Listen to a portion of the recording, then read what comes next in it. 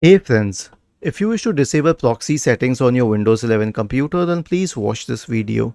Now, the newer version of Windows 11, and especially its newer builds, have a better method to disable proxy through the settings menu, but we will stick to the older method due to reliability issues with the newer ones. So, press the Windows key and the R key together to open the run window. Type the command inetcpl.cpl and hit enter.